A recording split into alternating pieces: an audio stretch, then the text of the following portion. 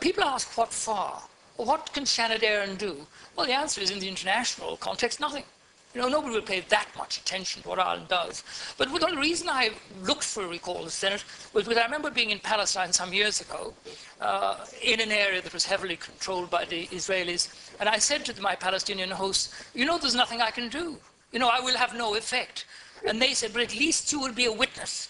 You will be a record to our suffering, and we will not go unnoticed. And it's for that reason that I called for the recall of the Senate. I'm very sad.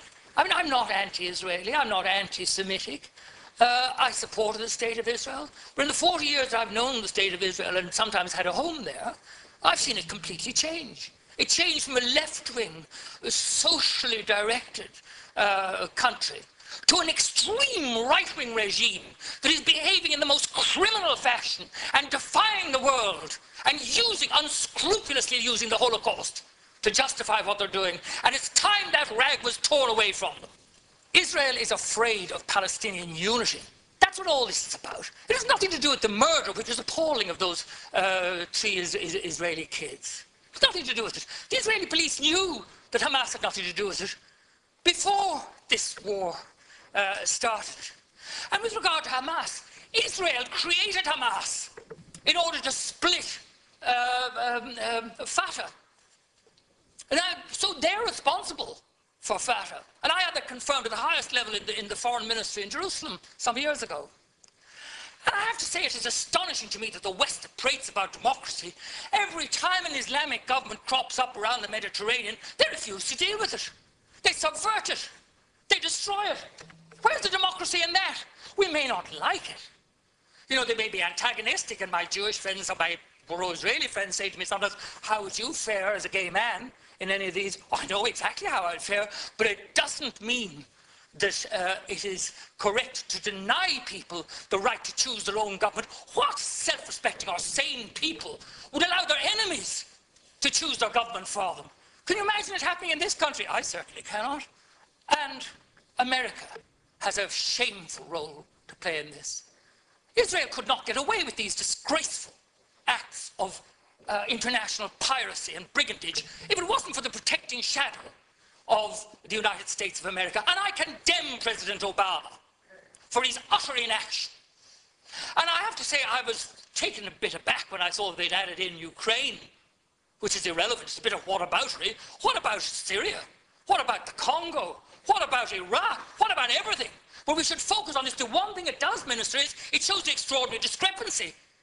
At the instructions of the Americans, we're prepared to boycott, to go in after the Russian banks, to do this, that, and the other. And what do about Israel? We don't even mark a protest note with our vote in the Human Rights Commission of the United Nations. I think that's shameful, absolutely shameful. And as I interjected, it would be better to be one country in the right than with all the rest of them in the wrong. There are no words to describe what happened yesterday in Jabalia. 6 attacks on schools, and these are deliberate. I have no doubt. Because you had 3,300 people sheltering there. They'd been directed there by Israel. The coordinates were given 17 times. How could anybody claim that they didn't know what they were doing? Israel's policy is shoot first and weep afterwards. Oh, did we hit children? What a terrible tragedy. Nobody believes you anymore. You're doing this to exert pressure on Hamas.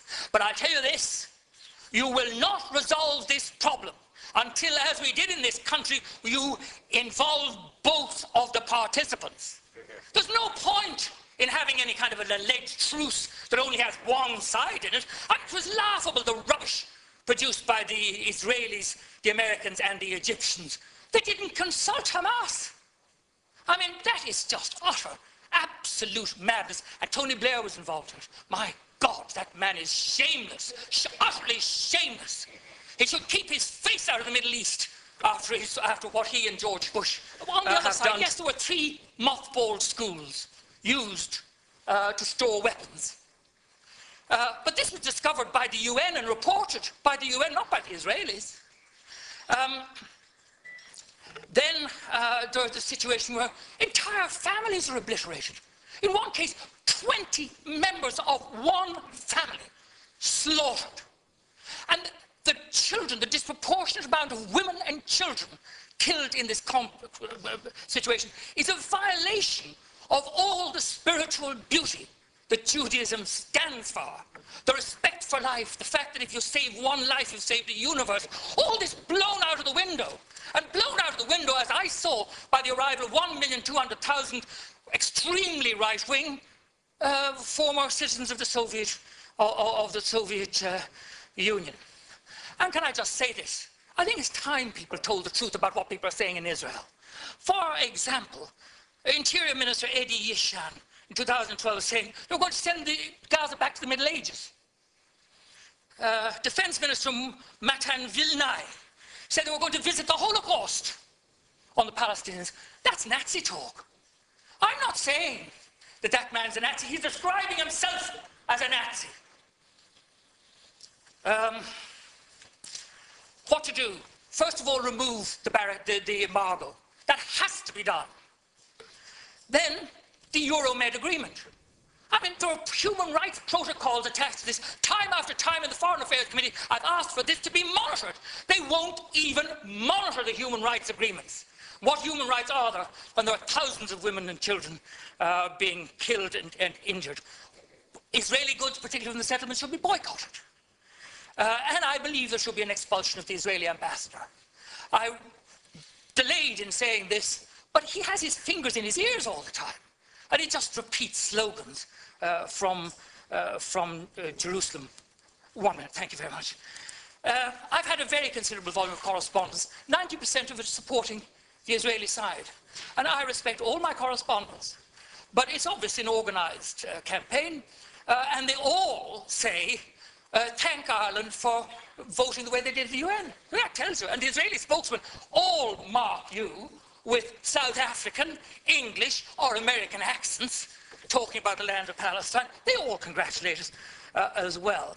I believe that the United Nations should accept full and permanent responsibility for the welfare of the people of Gaza. And if that means an international force going in, that's fine. This country should explore the possibility of using our civilian services like the ESB to rebuild the only power station in Gaza. And if I can end on this, I mean, cutting off the electricity to people who are squeezed into this appalling punishment camp, and then cutting back on the food imports and saying, and this is where I say it's Nazi, saying they're placing the people of Palestine on a diet. What a contempt that shows for human beings. And we should stand against that contempt and with human rights. And I'm with human rights, whether they're Israeli, gay, women, black, whatever they are. I'm not changing my position. I'm not anti-Israel, I'm not anti-Semitic, but I am pro-human rights for every human.